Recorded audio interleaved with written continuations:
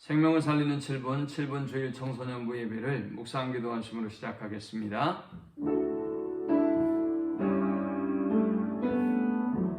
생명과 부활의 주님, 부활 이후에 제자 한 사람 한 사람을 찾아가시고 만나주시고 회복시켜 주셨던 하나님께서 우리 모든 청소년부 학생들, 우리 청년들의 머리 위에 하나님이 찾아가시고 안수하시고 일으켜 세워주시며 회복시켜 주옵소서. 잃어버린 열정과 사명을 회복하게 하시고 하나님을 향한 뜨거운 사랑을 회복할 수 있는 주의 자녀들 되도록 인도해 주옵소서. 예수님의 이름으로 기도합니다. 아멘. 찬송 197장 드리겠습니다. 은혜가 풍성한 하나님은 있는 전 사람 한 사람 어제도 오늘도 언제든지 연창고 보호해 주시네. 주여 성령의 은사들을 오늘도 내려 주소서. 성령의 뜨거운 불길로서 오늘도 충만케 하소서. 정욕과 죄악에 물든 마음을 성령의 불길로 태우사 정결케 하소서. 태우소서. 깨끗게 하여 주옵소서. 주여 성령의 은사들을 오늘도 내려 주소서. 성령의 뜨거운 불길로서 오늘도 충만케 하소서. 일생의 제물로 돌아가신 어린 양 우리 주 예수여, 구속의 은혜를 내리시사 오늘도 구원해 주소서. 주여 성령의 은사들을 오늘도 내려 주소서. 성령의 뜨거운 불길로서 오늘도 충만케 하소서. 주님의 기쁘신 은혜만을 세상에 널리 전하리니 하늘의 능력과 권세로서 오늘도 입혀주옵소서. 주여 성령의 은사들 오늘도 내려 주소서. 성령의 뜨거운 불길로서 오늘도 충만케 하소서. 아멘. 오늘 이 시간에 주시는 살아계신 하나님의 말씀은 신약성경 사도행전 1장 6절에서 11절의 말씀입니다. 그들이 모였을 때 예수께 여쭈어 이르되 주께서 이스라엘 나라를 회복하심이 이때니까 하니 이르시되 때와 시기는 아버지께서 자기의 권한에 두셨으니 너희가 알 바 아니요 오직 성령이 너희에게 임하시면 너희가 권능을 받고 예루살렘과 온 유대와 사마리아와 땅끝까지 이르러 내 증인이 되리라 하시니라. 이 말씀을 마치시고 그들이 보는데 올려져 가시니 구름이 그를 가리어 보이지 않게 하더라. 올라가실 때 제자들이 자세히 하늘을 쳐다보고 있는데 흰옷 입은 두 사람이 그들 곁에 서서 이르되 갈릴리 사람들아 어찌하여 서서 하늘을 쳐다보느냐. 너희 가운데서 하늘로 올려주신 이 예수는 하늘로 가심을 본 그대로 오시리라 하였느니라. 아멘.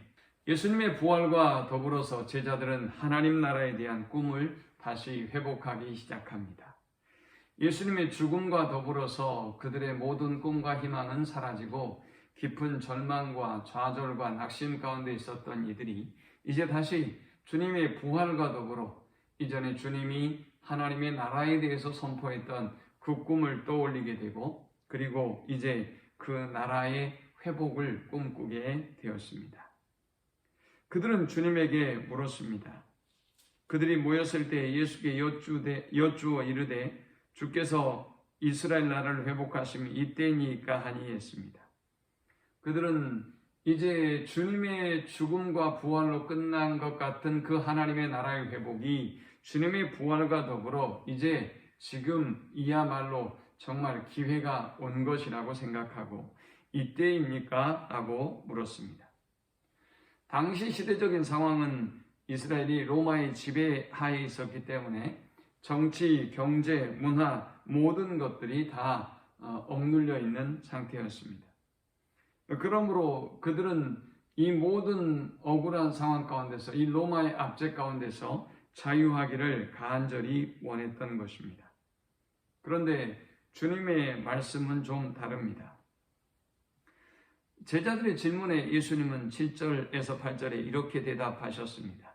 이르시되 때와 시기는 아버지께서 자기의 권한에 두셨으니 너희가 알 바 아니 오직 성령이 너희에게 마시면 너희가 권능을 받고 예루살렘과 온 유대와 사마리아 땅 끝까지 이르러 내 증인이 되리라 하시니라 했습니다.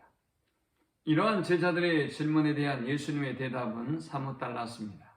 제자들은 정치적인, 제도적인 어떤 변혁을 요구하고 있는 반면 예수님은 내면으로부터의 변화가 내면으로부터의 권능을 힘입어야 한다라고 말씀하고 있습니다. 그래서 우리에게 성령의 권능을 힘입을 때 우리가 땅끝까지 이르러 주님의 증인이 될 것이다 라고 말씀하고 있습니다. 외적인 변화가 아니라 내적인 변화를 통해서 우리는 하나님의 나라를 경험할 수 있고 하나님의 사람이 되고 진정한 행복한 삶을 누릴 수가 있다는 것입니다.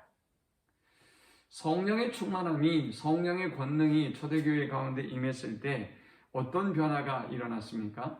우리는 인류 역사에서 혁명을 통해서 투쟁을 통해서 정치적인 노력과 제도 개선을 통해서 만날 수 없는 놀라운 역사를 보게 됩니다. 성령이 그들을 하나 되게 만드셨습니다.